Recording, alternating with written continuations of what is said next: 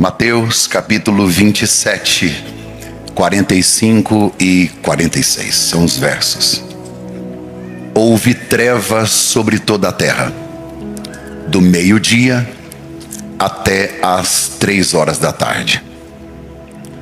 Por volta das 3 horas da tarde, Jesus bradou em alta voz: Eli, Eli, lama sabactani, ou sabactani, que significa: meu Deus, por que me abandonaste? Amém.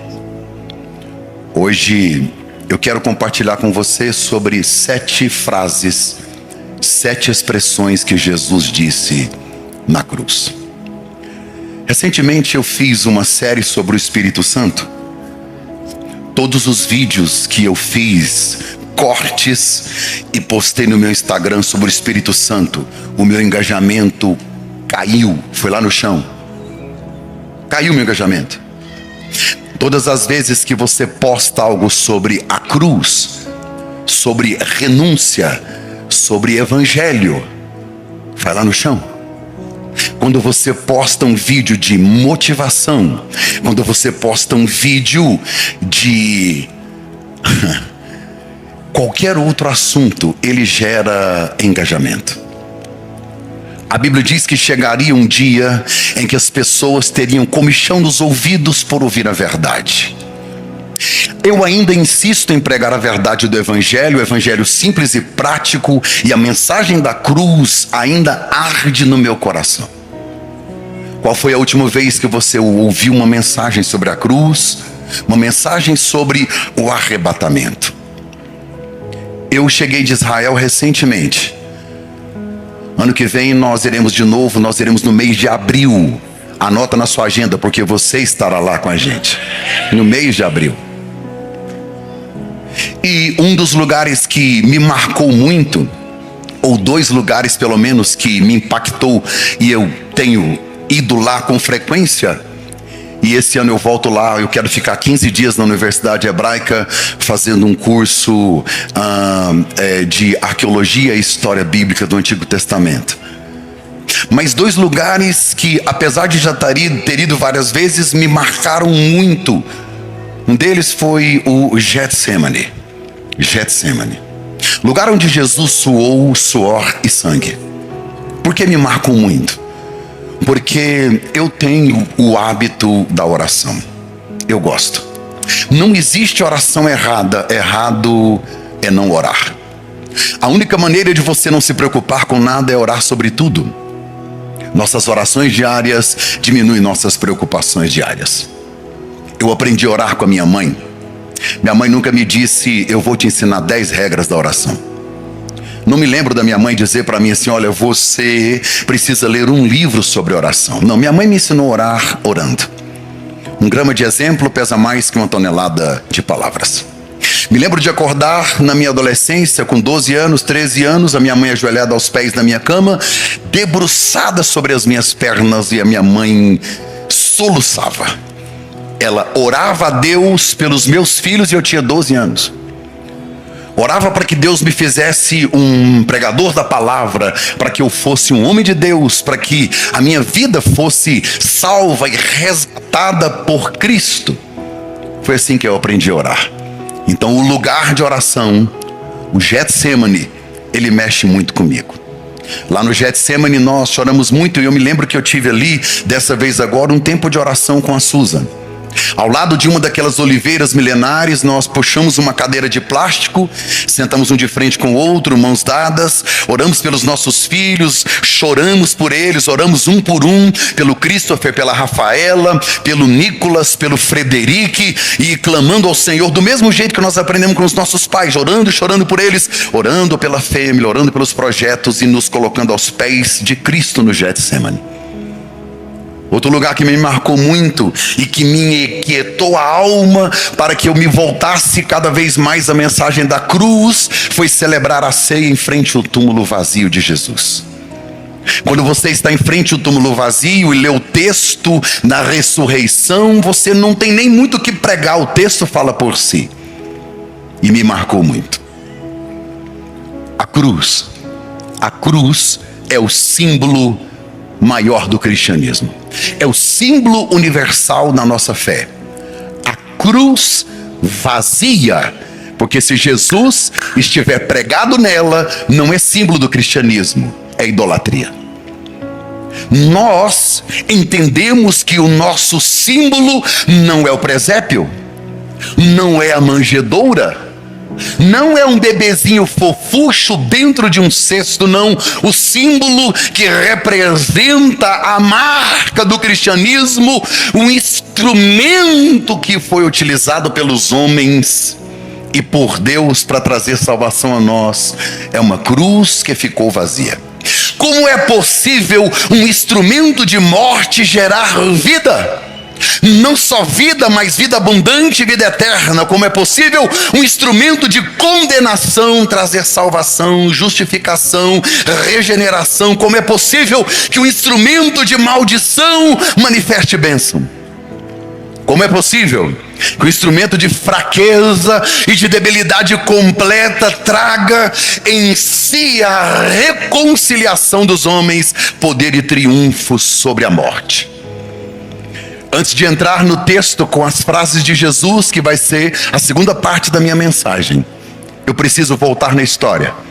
Eu preciso voltar ao evangelho simples, básico e prático, e de maneira muito clara para aqueles que são novos convertidos, para aqueles que são novos na fé, ou para aqueles que são teólogos mestrados, para que todo mundo entenda a simplicidade do evangelho. A Bíblia diz que Jesus está em cima do Monte das Oliveiras.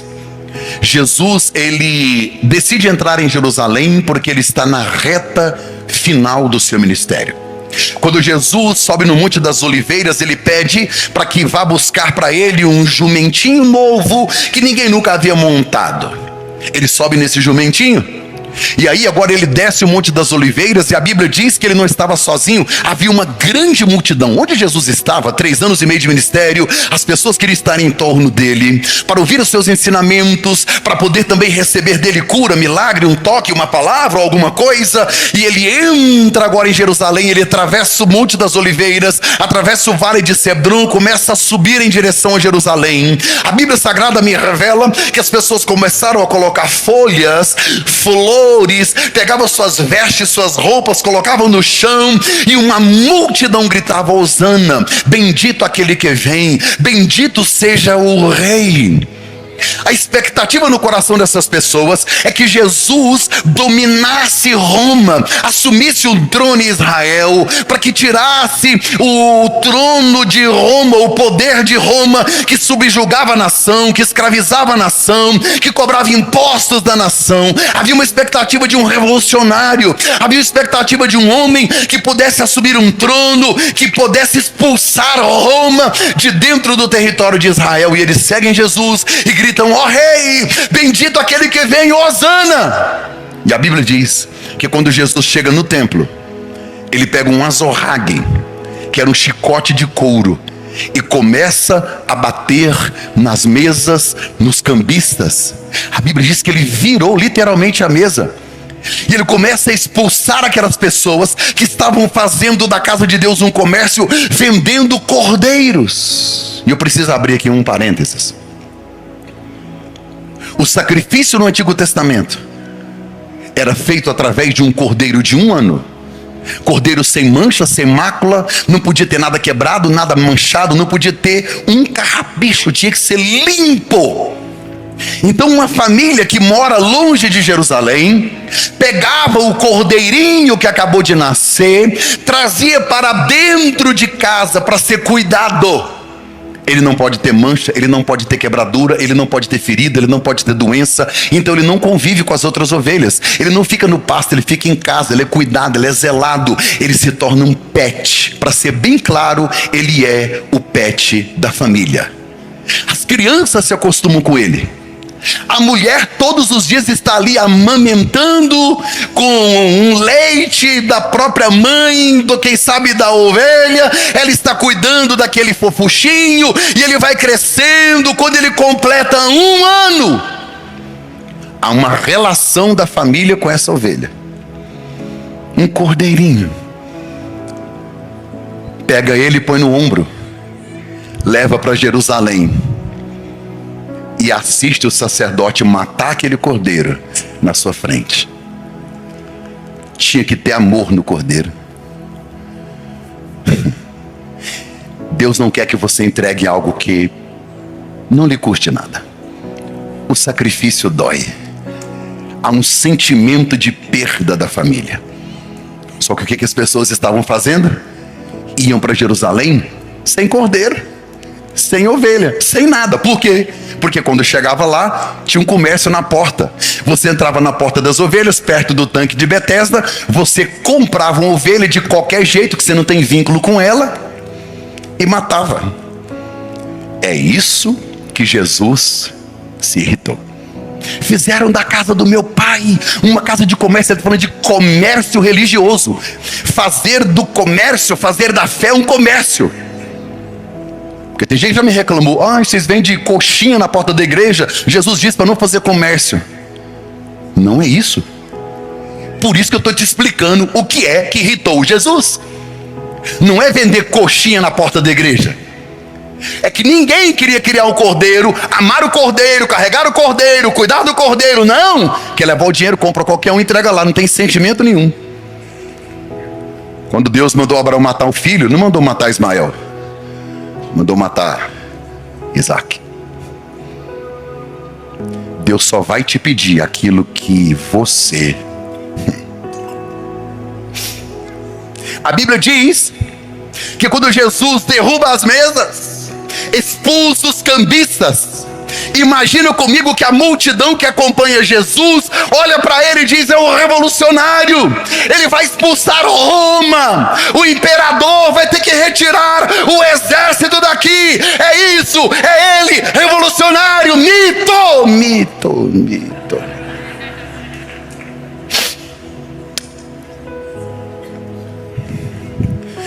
Só que ao invés de se levantar um trono,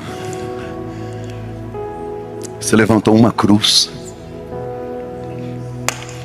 Porque o reino dele não é aqui. Que decepção, né? É por isso que essa galera que gritava: Hosana! Hosana! Aleluia! É o rei! Os mesmos, daqui a pouquinho, no outro dia, começa a gritar assim, crucificam.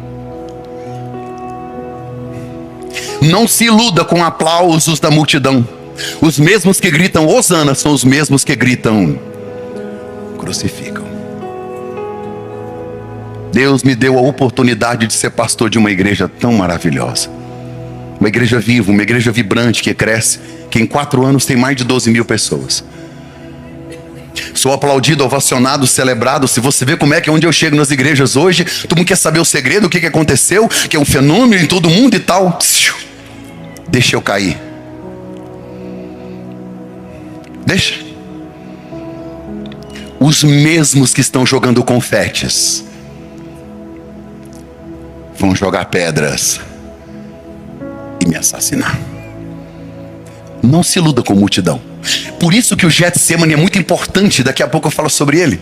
Por que o Getsemane é importante? Porque é na hora da aflição, é na hora da prensa, é na hora do choro, é na hora da dor, é no pior momento que você escolhe e define as melhores ou piores pessoas.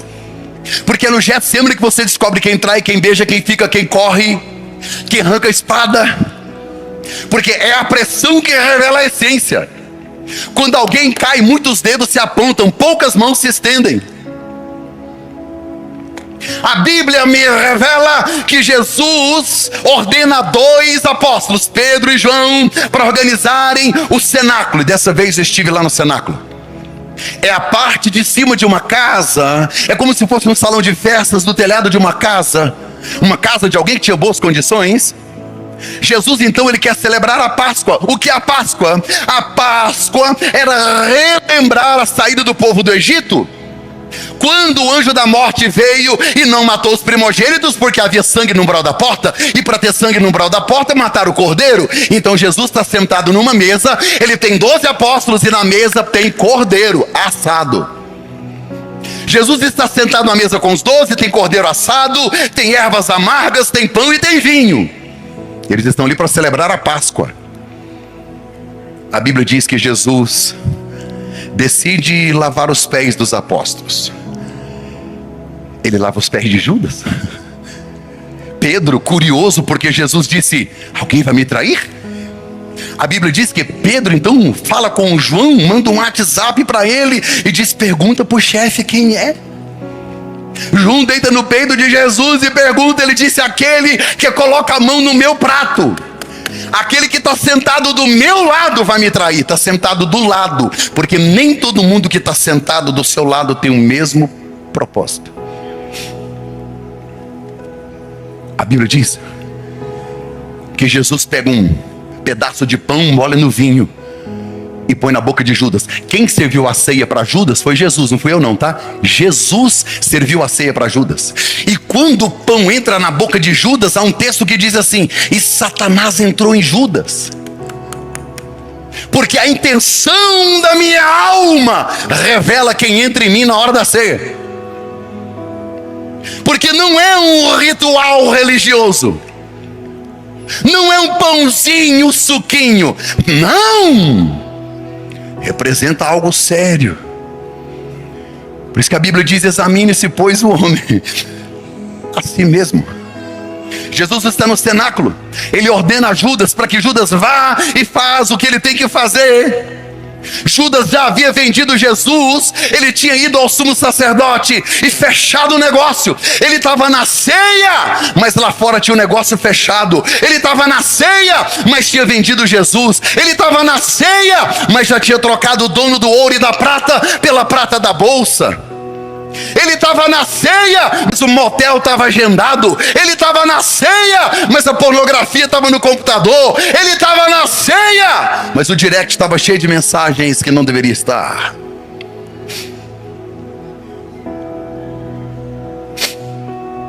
A Bíblia diz que Judas sai. Jesus fica com os 12 e ele traz as últimas orientações. E o texto diz assim: e tendo cantado o hino, foram para o Monte das Oliveiras. Cantar o hino a caminho do trabalho é maravilhoso. Cantar o hino quando você abre o extrato da sua conta e ela está recheada é maravilhoso. Cantar o hino quando você levanta de manhã, todo mundo tem saúde, é maravilhoso. Eu quero ver cantar o hino a caminho da cruz. Ele me revela que ele canta apesar de. E aí o Cristo com 11 apóstolos vai ao Getsemane. O Getsemane não é só um lugar. A palavra Getsemane no grego, Getsemane, ela é um instrumento que era utilizado para amassar a azeitona. Pegava o fruto da oliva, o fruto da oliveira, colocava nas pedras e amassava. Depois colocava em outra ferramenta e amassava. O lugar de amassar oliva, onde estavam os instrumentos de pressão, lá chama-se Getsemane. E lá no Monte das Oliveiras tinha um cantinho desse. E agora a oliveira verdadeira, Jesus está prostrado. Ele está sendo moído, ele está sendo amassado. A dor é tão grande, a pressão é tão grande, porque os pecados do Mark Anderson estão sobre ele. Os meus erros, minhas taras, meus vícios, minhas debilidades, meu orgulho, minha vaidade, meus medos, minhas enfermidades estão sobre o Cristo, ajoelhado. Lucas é médico e me diz que a pressão sobre Jesus é tão grande que ele diz: a minha alma está angustiada até a morte. Seus poros se dilatam. Ele começa a suar grossas gotas de suor misturado com sangue. Ele olha aos apóstolos e diz: vocês não conseguem orar comigo, estou me sentindo sozinho. A Bíblia diz que enquanto ele está orando, ele se levanta e diz: vem comigo, porque o traidor está à porta. Judas liderando homens que estão com tochas e paus, soldados do templo, representantes do sumo sacerdote, saindo de Jerusalém também e chegaram no Monte das Oliveiras. E quando eles entraram no Getsemane, a Bíblia diz que Judas beijou Jesus. Tem sangue no rosto de Jesus e Judas beija aquele sangue. Jesus poderia ter dito: ingrato, traidor, seu falso. Não, Jesus disse: amigo, a que vieste? Há uma confusão. Pedro arranca uma espada, corta a orelha de Malco, Jesus o cura. Um jovem enrolado no lençol sai correndo nu. Pedro segue de longe, os apóstolos desapareceram. Jesus sozinho, preso, amarrado, é levado à casa de Caifás. Uma das partes mais emocionantes da minha viagem para Israel agora. Ali eu fiquei a tarde inteira pensando sobre aquilo. É a casa de Caifás. Caifás é o sumo sacerdote. A sua casa, segundo os arqueólogos, é uma das mais evidentes, com provas históricas e arqueológicas de que lá é o lugar onde ela está. E no centro da casa de Caifás tem um calabouço, onde Jesus passou uma noite. 70 homens do Sinédrio estão na parte de cima procurando algo para condenar Jesus. Levam ele lá em cima, descem ele no calabouço. Levam ele lá em cima, descem ele no calabouço. E pasmem-se, senhoras e senhores, a acusação feita contra Jesus era: você está dizendo que é filho de Deus. Quando ele disse: eu sou o Filho de Deus, Caifás rasgou as vestes e disse: blasfêmia! Até hoje os judeus não chamam Deus de Pai. Mas um dia os apóstolos oraram e disseram: Jesus, o Senhor ensina a gente a orar? Ele disse: ensino.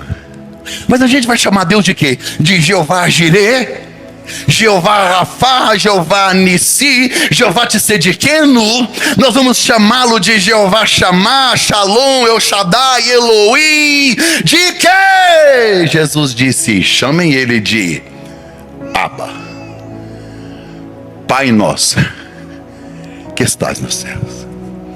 Para nós é normal, o judeu não aceitava isso. Por isso que os apóstolos estão chocados quando Jesus disse: vocês podem chamar ele de Pai. Não, e para ficar mais grave a situação ainda, o apóstolo Paulo exagera quando ele diz: chamem o Deus de vocês de Abba, Pai. Abba no grego é pai. Então o que é Abba, pai? Papai. Você sabia que a acusação de Jesus é porque ele chamava Deus de Pai? Eles não tinham nem o que falar sobre ele. Imagine uma noite de humilhação. Olha o que a Bíblia diz em Mateus 26. Ele está na casa de Caifás, a Bíblia diz: então alguns cuspiram no rosto dele, outros lhe deram murros, outros esbofetearam o seu rosto, usaram falsas testemunhas, fizeram todo tipo de manobra. Até hoje os judeus têm um texto chamado Mishnah. A Mishnah tem regras sobre condenação e julgamento. Para você ter uma ideia, no sábado não poderia julgar ninguém. À noite de portas fechadas não poderia julgar ninguém. Na Páscoa não poderia julgar ninguém. Eles quebraram e violaram 18 leis deles para poder condenar Jesus. Só que quando o dia amanhece, eles tiram Jesus de dentro do calabouço e levam ele para o pátio, porque eles decidiram levar Jesus a Pilatos. Quando Jesus está ali esbofeteado, cuspido, já está com sede e com fome. Quando ele começa a sair preso para ser levado ao governador Pilatos, a Bíblia diz que havia uma fogueira lá fora. E do lado desta fogueira tinha uma criada criada, escrava, serva.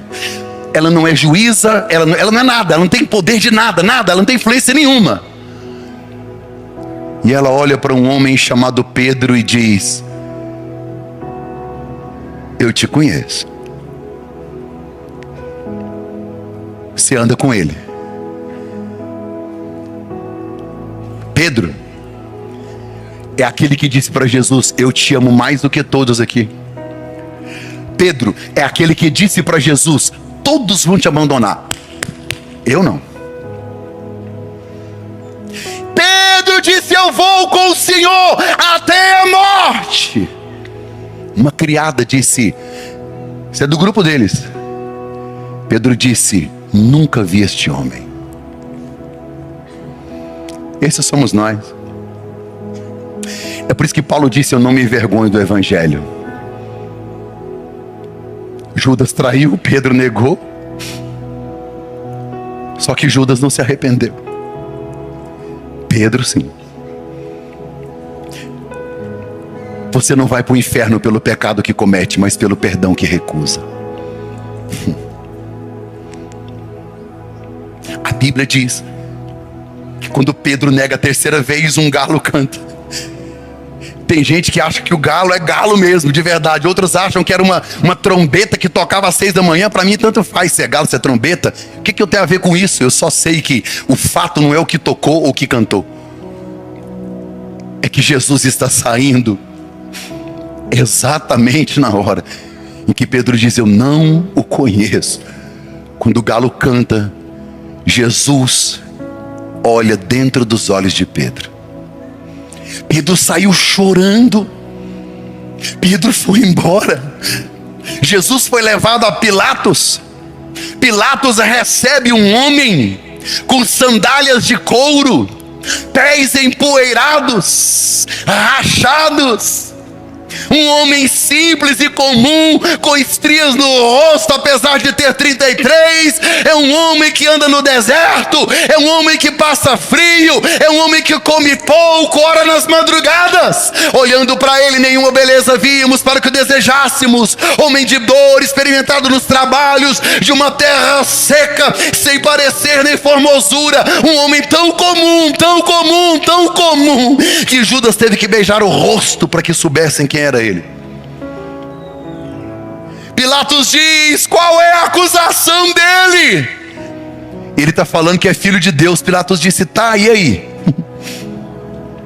Sabe o que a Bíblia diz? Que Pilatos identificou: esse povo está com inveja dele. Só que Pilatos está desesperado para literalmente lavar as mãos. Porque quando você está de frente com Jesus, ele te confronta. É por isso que a gente foge, porque não tem como fugir do olhar dele. Quando você está de frente com ele, ele confronta você. Confronta seu pecado, confronta o seu erro, confronta seu orgulho, sua vaidade. Ele confronta. Então Pilatos, querendo se livrar de Jesus, descobre que o governador lá da Galileia estava em Jerusalém por causa da Páscoa. Herodes morava em Cesareia Marítima e ele está em Jerusalém por causa da festa. Aí eles pegam Jesus e levam até Herodes. E interessante que a Bíblia diz que Pilatos, que é o governador da Judéia, está brigado com Herodes, que é o governador da Galileia. Estão brigados, não se falam. Mas por causa de Jesus, voltaram a se falar. Jesus une até os inimigos, né? Agora chega aquele homem simples, com a rasteirinha no pé, um vestidão, uma barba, com aquele semblante triste, sofrido, sôfrego, porque já suou suor e sangue, está sem comer, está sem beber. Chega diante de Herodes, e Herodes diz: eu fiquei sabendo que você faz milagre, faz um milagre aí para eu ver. Jesus entra mudo, sai calado. Sabe o que acontece? Jesus volta para Pilatos, que não adianta empurrar, ele vai voltar. Não adianta fugir, ele vai te achar. Não adianta correr, ele vai te encontrar. Aí ele volta. Pilatos olha para ele e fala: o que eu faço? inveja. Herodes dispensou, eu preciso me livrar dele. Ah, já sei. Eu li na lei dos hebreus que na Páscoa tem que soltar um prisioneiro. É lei. Aí ele lembrou que tinha um cara preso lá no calabouço na Fortaleza Antônia, no Pretório, chamado Barrabás. Barrabás está preso lá embaixo. Falou: gente, eu tive uma ideia maravilhosa. Na cabeça dele: preciso me livrar desse homem. Olha, a lei de vocês diz que na Páscoa pode soltar um prisioneiro. Quem é que vocês querem que eu solte? Jesus ou Barrabás? O que o povo gritou? Barrabás, Barrabás, Barrabás. Barrabás está lá embaixo ouvindo. Barrabás. E o que eu faço com Jesus chamado Cristo? Crucifica-o. Só que Barrabás está preso. Ele não está ouvindo Pilatos, porque Pilatos é uma voz só. Ele só consegue ouvir lá no calabouço a multidão gritando. Sabe o que ele está ouvindo? Barrabás, crucifique-o. Barrabás, crucifique-o. Ele pensou: morri. De repente alguém entra lá e fala assim: bora. Bora para onde? Alguém vai morrer no seu lugar. Mas eu sou criminoso. Alguém vai morrer no seu lugar. Alguém vai ser crucificado em seu lugar. Barrabás é solto e Pilatos não sabe o que fazer. Quando Pilatos estava arrochado, acuado, ele não sabe o que fazer com Jesus. Já mandou para Herodes, já fez de tudo. A mulher dele entra e diz assim: bater um papo contigo aqui. Essa noite eu sonhei com esse Jesus aí. E no sonho, Deus falou comigo. E Deus mandou te falar: não mexa com esse justo. Imagina como é que está o coração de Pilatos. Ele não sabe o que faz. Ele empurra Jesus, Jesus volta. Ele vai, Jesus volta. O que eu faço com ele? Ele mandou açoitar Jesus. Nós tivemos agora dessa vez o privilégio de subir no lugar lá onde era a Fortaleza de Antônia. Levaram Jesus, arrancaram a roupa dele, ele ficou nu. Eles têm um tronco, debruçaram ele sobre o tronco, com as mãos para frente amarradas, os pés também, nu, em silêncio. Os romanos tinham o azorrague, aquele utilizado por Jesus para expulsar os cambistas. Era um chicote com algumas tiras de couro na ponta. E nessas tiras de couro, lá na pontinha, haviam pedaços de prego, ossos e metal, pontiagudos. Porque a ideia é que quando o azorrague bate, ele entre na carne, pá! E na hora que puxa, sai rasgando os pedaços. 40 açoites. 40 açoites. Fizeram uma coroa de espinhos. Colocaram na mão dele um cetro como se fosse de um rei. Sabe, blasfemando, colocaram uma capa vermelha como se fosse de um rei. Um cetro. A coroa de espinhos não entrava. Espinhos de 5, 6 centímetros não entravam. O texto é claro em me dizer que pegaram aquela cana, aquela coisa da mão dele, aquela madeira, e bateram na cabeça dele até fazer os espinhos entrarem. Ele está com fome e sede. Suas costas estão rasgadas. A Bíblia diz que Pilatos olha para aquilo e diz: não sei o que eu faço mais. Ele lava as mãos.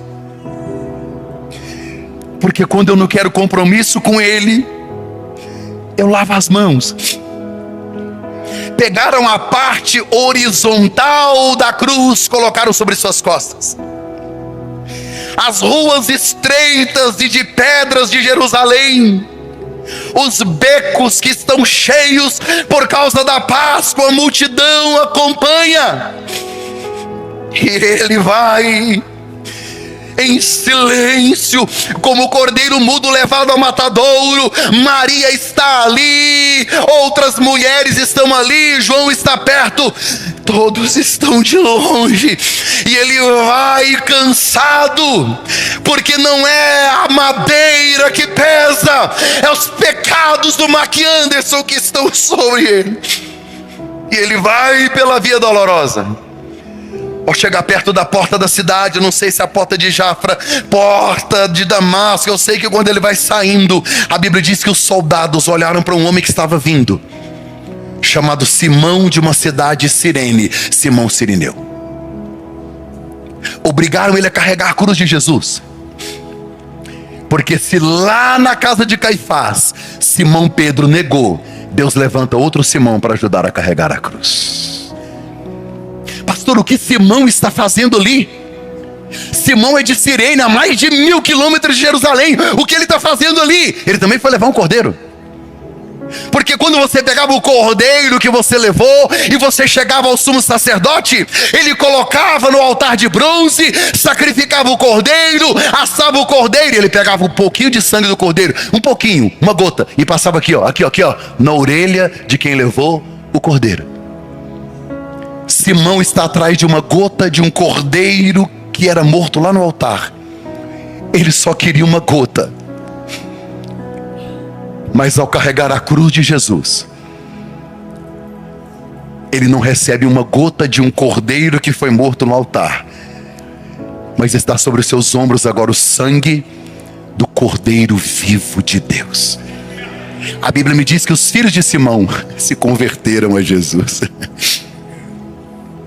Jesus chega no lugar chamado Gólgota, ou caveira. Colocaram Jesus em cima daquela madeira, pegaram cravos, pregos de 15 centímetros e bateram nas suas mãos, nos seus pés. Quando levantaram ele, o corpo vem para frente, o seu diafragma começa a ficar pressionado, o pulmão apertado começa a encher de líquido. A partir de 9 horas da manhã até 3 da tarde, cãibras, sede, a sua língua está colada ao céu da boca, ele não consegue falar direito, as suas vistas estão embaçadas, o sangue escorre no rosto por causa de uma coroa, suas costas rasgadas, tudo dói. Alguém diz, eu assisti um podcast essa semana, o cara disse, para que Jesus morreu? Eu não pedi. Sabe por que a cruz é tão cruel? Sabe por que a cruz é tão horrenda? Sabe por que a cruz é tão terrível? Sabe por que a cruz é tão estranha? Sabe por que a cruz é tão constrangedora? Para que eu entenda o quão terrível é o meu pecado.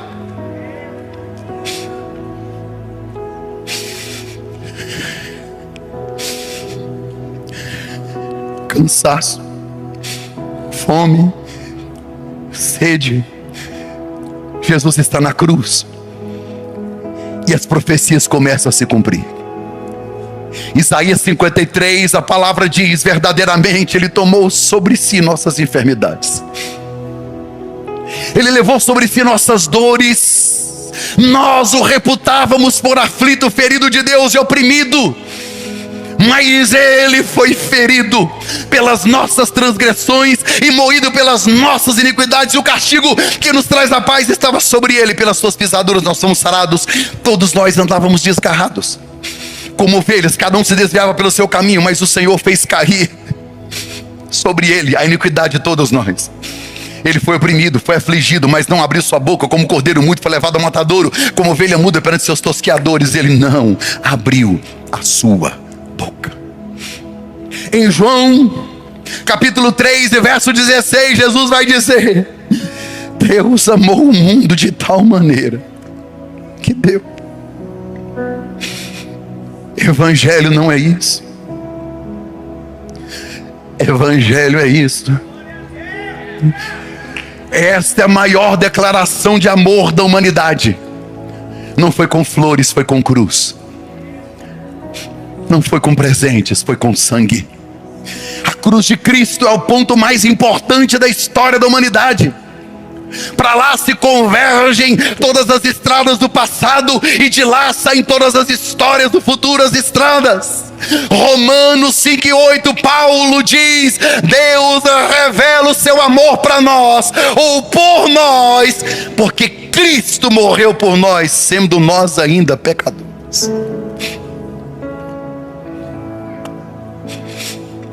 Jesus está na cruz. E ele diz 7 frases, e aqui eu não demoro. Coloca para mim no telão a primeira frase, a primeira expressão de Jesus. É uma expressão de quê? Perdão. De quê? Perdão. Jesus olha para os seus algozes. Jesus olha para aqueles que o feriram. Ele olha para o soldado que pregou o prego nas suas mãos. Ele olha para os outros que estavam rasgando suas vestes. Jesus olha para aquelas pessoas cruéis que gritaram: crucifiquem-o. Ele olha para todos e diz: Pai, perdoa eles. Eles não sabem o que está fazendo. Essa expressão inaugura o tom redentor da crucificação. Ele está lá para isso. O pecado é tão cruel que ele só pode ser eliminado através de sacrifício e perdão. Essa expressão de Jesus, segundo John Stott, revela o coração da missão de Cristo. Mesmo diante da dor e da brutalidade, perdoar quem não merece. O sumo sacerdote está intercedendo pelos pecadores. Não tem arrependimento e já tem perdão. Olha isso. Ninguém pediu. Não pedi para ele morrer por mim. Isso torna a cruz mais escandalosa ainda, cruenta. A primeira expressão de Jesus é perdão a quem não merece. Hoje eu estou pregando para gente que vive sentimento de culpa, porque lá atrás você cometeu um aborto. Sentimento de culpa porque lá atrás você adulterou. Em algum momento você caiu, fracassou, tropeçou, e até hoje a sua alma fica amarga. Jesus hoje está dizendo: eu sou fiel e justo advogado. Aquele que confessa e deixa alcança misericórdia. O sangue de Jesus Cristo, Filho de Deus, tem poder para perdoar-nos de todos os nossos pecados. A segunda expressão de Jesus na cruz é uma expressão de salvação. Ele olha para um dos criminosos crucificados ao seu lado e diz: hoje estarás comigo no paraíso. A Bíblia me revela claramente que Jesus está na cruz do meio.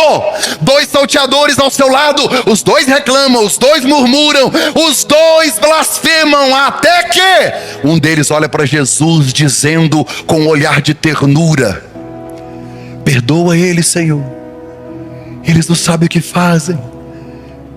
Essa primeira expressão de Jesus começa a tocar no ladrão. Sabe o que ele faz? Ele olha para o ladrão que está do outro lado e diz: ei, cala a tua boca. Nós estamos aqui porque erramos, porque merecemos. Passamos a vida inteira fazendo tudo errado, e nós estamos apenas colhendo o fruto daquilo que nós plantamos. E ele não. Olha o coração desse homem. Ele está perdoando seus algozes. Tem alguma coisa diferente nele. Para de reclamar. Ele está aqui sem merecer. E aí eu gosto porque ele olha para Jesus e diz: Senhor,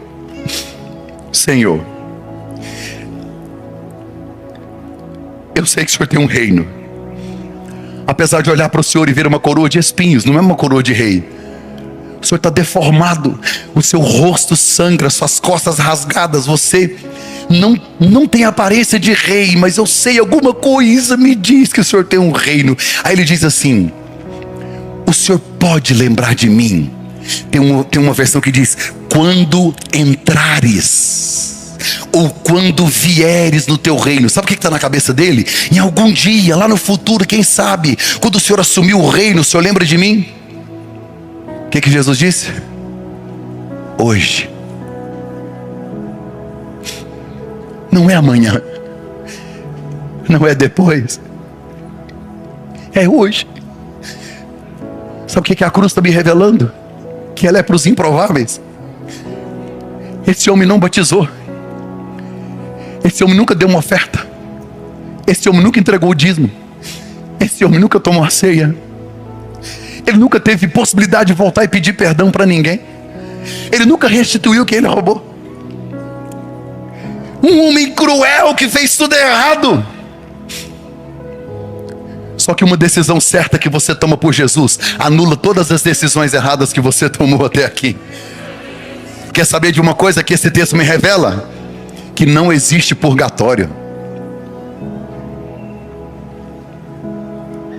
Senhor, eu quero ir para o paraíso. Jesus disse: hoje. Mas não há um lugar de espera? Não, é hoje. Não há um lugar de purificação? Não. Não há outra chance, é só aqui, querido. Morreu, ou é vida eterna, ou é condenação eterna. Não há purgatório. Mas a tradição da igreja, mas não sei quem que ensinou, escute o que pensa um cristão evangélico protestante: a Bíblia está acima da tradição, a Bíblia está acima da igreja, a Bíblia está acima do pastor, a Bíblia está acima do profeta, a Bíblia está acima do médium, a Bíblia está acima do padre, a Bíblia está acima de todas as coisas. E a Bíblia me diz que eu não preciso esperar em lugar nenhum. Entreguei minha vida a Jesus. Se eu morrer hoje ainda, eu estarei com meu Deus na eternidade, desfrutando daquilo que Ele guardou para mim.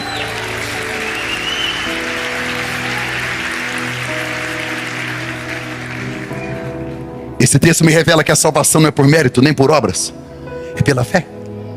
A resposta de Jesus me mostra que não é pelo meu desempenho, mas é o que Paulo explica a carta aos Romanos: é a justificação pela fé. Terceira frase de Jesus, ou terceira expressão, é uma expressão de cuidado.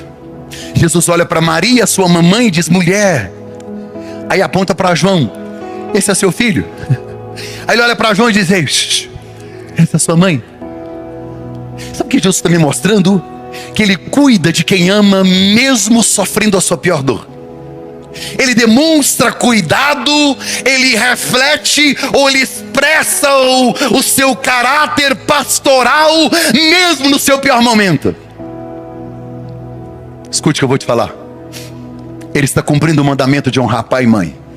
Ele é o filho mais velho. A Bíblia diz que Maria teve outros filhos. Está na Bíblia. Irmãos e irmãs de Jesus, Bíblia. E a palavra lá no grego é irmãos de sangue, aqui ó, nasceu junto. Ela deu à luz, engravidou e pariu meninos e meninas. Bíblia, ponto final, morreu o assunto.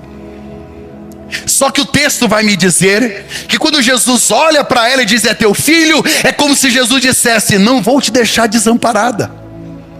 E nem pode. Eu tenho uma falta de paciência com gente que fala mal de Maria, me irrita. Ela não é uma mulher comum. Ela é sim bem-aventurada entre as mulheres, e é a Bíblia quem diz. A Bíblia diz que ela é bem-aventurada. A Bíblia me revela que ela é escolhida, ela é especial, ela é extraordinária, e é bendito o fruto dela. Ela só não é a mãe da igreja, porque Jesus não disse que ela é a mãe da igreja, disse que ela seria a mãe de João, só isso. Não tem nada na Bíblia que me permita dizer que Maria é a mãe da igreja. Não foi, nunca foi e nunca será. quarta frase de Jesus é uma frase de abandono. Deus meu, por que me desamparaste? Esse é um grito de uma alma que carrega o meu pecado. Esse é o grito de uma alma aflita que está se sentindo abandonada pelo próprio Deus. E o medo de Jesus era esse. O temor de Jesus era Deus virar as costas para ele. A oração de Jesus no Getsemane é: Deus, passa de mim esse cálice. Jesus nunca pediu para ser livre da cruz. Ele nasceu para morrer, ele vai morrer, ele sabe que tem que morrer. Ele não tem medo da cruz, ele não tem medo da morte. O temor de Jesus era esse. Era perder a presença do Pai. Eli, lama sabachthani, Deus meu, isso era meio-dia. Houve trevas. Porque quando Deus olhou para Jesus, ele viu o Mac. Quando Deus olhou para Jesus, ele viu o meu e o seu pecado. E o pecado é tão grave, o pecado é tão terrível, que Deus virou as costas. E quando a luz vira as costas, as trevas aparecem. Quando Jesus nasceu, teve luz à meia-noite, mas a sua morte teve trevas ao meio-dia. Deus está de costas porque não quer olhar para Jesus. Porque na cruz, Deus olha para Jesus e vê você. Só que hoje, depois da cruz, Deus olha para você e vê Jesus. É por isso que você tem livre acesso. É por isso que você pode chegar diante da presença de Deus sem ter medo de morrer, porque você foi reconciliado com Ele. Esse brado é o clímax da substituição de Jesus por nós. Deus meu, ele está citando o Salmo 22. Mas para eu terminar, o quinto, coloca para mim por favor, filho. Agonia. Eu tenho o quê? Sede. Os gnósticos dizem que Jesus estava na cruz como Deus. Não estava. Era como um homem. Olha para cá. Aquele que disse a mulher samaritana em João capítulo 4: eu sou a água da vida. A água da vida está com sede. Isso revela a sua humanidade. Um homem comum que está com o corpo dolorido, câimbras, ossos já estão desconjuntados, a língua está colada no céu da boca, o coração não consegue bombear mais, a asfixia, diafragma está pressionado, o pulmão também começa a ter líquido no seu pulmão. O Verbo se fez carne, o Deus encarnado tem sede. Pegaram um vinagre misturado com mirra e colocaram na boca dele. Ele experimentou e cuspiu. Pastor, por quê? Porque era anestésico. Ele não quer se livrar da dor, ele quer ir até o fim. O ladrão disse: desce daí. Ele não respondeu, mas ele pensava: eu não posso descer daqui, porque eu preciso morrer pelo meu filho. Coloca para mim a sexta palavra de Jesus. É uma palavra de vitória. Está consumado, está terminado, está acabado, está concluído, está realizado, é irrevogável, missão cumprida, paguei a dívida. O Wayne Grudem, ele disse que essa frase marca a conclusão total da obra expiatória de Cristo. A maioria de vocês já ouviram pregar uma mensagem aqui na igreja sobre o está consumado, que no grego é tetelestai. Completou, está pronto. Tetelestai. Sabe quem é que usava tetelestai na época de Jesus? Por que ele usa essa palavra? Porque todo servo, quando terminava um trabalho, o patrão dizia: terminou. O escravo, o servo, dizia: tetelestai. Filipenses capítulo de número 2, verso 6 diz que Jesus se tornou servo, foi até a morte, e morte de cruz, tetelestai. A história e a cultura me revela que os artistas, quando terminavam suas obras, seus quadros bem pintados, seus monumentos, suas imagens, ele se afastava da obra que fez, olhava para ela depois de pronto e dizia: Tetelestai. O autor da vida escreveu com sangue. O maior pintor do mundo terminou a sua obra na cruz, quando ele disse Tetelestai. Quando o sacerdote pegava o cordeiro e matava lá no altar, depois de tudo pronto, depois do sacrifício pronto, ele olhava para quem trouxe o cordeiro e dizia: Tetelestai. O sacrifício foi feito, está consumado. Quando você naquela época comprava uma coisa parcelada ou comprava na promissória, você ficava devendo, tinha uma nota. Quando você ia lá e quitava, sabe o que o credor fazia? Ele pegava um pedaço de couro onde estava escrita a sua dívida, escrevia de vermelho: Tetelestai. Está pago. Dívida paga. Não tem mais dívida. Estamos quites. Você não deve mais nada. Foi o que Paulo escreveu em Colossenses capítulo 2, verso 13. Quando vocês estavam mortos nos pecados e na incircuncisão da carne, Deus vivificou vocês em Cristo. Ele nos perdoou a transgressão e Ele pagou, cancelou o escrito de dívida, cravando Ele na cruz. Quando o diabo vier te acusar, fala para ele que já está cravado lá na cruz. Já foi para lá. E a última vez, ou a última maneira de usar Tetelestai, era quando um dono de um escravo libertava ele. 6 anos de escravo, no 7º ano, o dono liberava ele. Olha que lindo. Todo escravo tinha sua orelha furada, trabalhava descalço. Aquele escravo era livre, ele podia ir embora, podia trabalhar, viver sua vida. O dono resolveu libertar, ele é livre. Lá vai o escravo, ele é livre, feliz, não sou mais escravo, agora eu sou livre. Aí ele chegava na fazenda de alguém para pedir um trabalho, o cara olhava na orelha dele e pensava: escravo? Tá fugindo? Me prova que você é livre. Ele põe a mão no bolso, tirava um pedaço de couro, adivinha o que estava escrito lá de vermelho? Tetelestai. Consumado. Livre. Você não é mais escravo do pecado.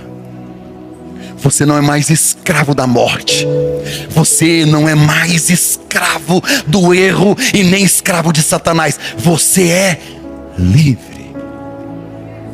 E o último, e aqui eu encerro, a última expressão de Jesus na cruz é uma expressão de entrega. Pai, nas tuas mãos entrego o meu. Ele não disse agora mesmo: Deus meu, porque me abandonaste. O Senhor me abandonou, mas eu continuo no propósito, porque quando eu encerrar aqui, é para o Senhor que eu quero voltar. Pai, a Ti eu entrego o meu espírito. E tendo dito isso, a Bíblia diz: e ele expirou. Essa frase revela a fidelidade de Jesus até o fim, uma aliança com o Pai que nunca foi quebrada. Sabe, eu tento usar de todo tipo de didática para chamar a atenção. Às vezes eu faço meme, às vezes eu conto uma história, mas quando eu falo da cruz eu não consigo. Porque se a mensagem da cruz não mexe com você, ou você não entendeu o que é cristianismo, ou você está literalmente morto nos seus pecados e nos seus delitos. Se a mensagem da cruz não fala com você, você ainda não entendeu o que é ser cristão. É por isso que a Bíblia ordena celebrarmos a ceia, porque é memorial, porque senão esqueceríamos. Pasmem-se, senhoras e senhores, hoje de manhã, quando eu terminei de pregar sobre a cruz, metade da igreja chorava. Quando eu pedi para ficar em pé, outra metade foi embora antes da oração, porque estava na hora do almoço. Entende? Isso me dói a alma. A crucificação não é apenas um ato de brutalidade de Roma, não, é o cumprimento de promessas. Cada frase dessa de Jesus é uma promessa feita no Antigo Testamento. Jesus ali pendurado entre céu e terra, o Filho unigênito sem pecado, o Cordeiro limpo, puro, imaculado, assumiu minha culpa, minha vergonha. A cruz não é um acidente, ela estava lá no roteiro da salvação, antes da fundação do mundo. O que prendeu Jesus na cruz não foram os pregos, foi o amor. Amor escandaloso, incondicional e constrangedor. Que tipo de amor é esse? Que vai além da razão humana. A cruz não é o fim da história, é o início da nossa história. Ele morreu por mim e Ele morreu por você. Eu quero que você feche os seus olhos para orar por você. As luzes vão diminuir. Consegue imaginar Ele na cruz? Desce daí, Jesus. Em silêncio Ele pensava: não posso. Eu prefiro morrer por eles do que viver sem eles. Ele morreu para perdoar esse aborto. Ele morreu para perdoar esse abuso. Ele morreu para perdoar essa queda. Ele morreu para curar esta depressão. Ele foi moído, foi deixado para que eu não fosse deixado, foi abandonado para que eu não fosse abandonado. Deus virou as costas para Ele para que ficasse de frente para mim. Ó sangue precioso, esse sangue hoje é derramado sobre a noiva. Sangue que limpa, sangue que purifica. Bem baixinho, eu queria que você começasse agora a orar e agradecer a Ele pelo sacrifício da cruz. Diga: obrigado, Jesus.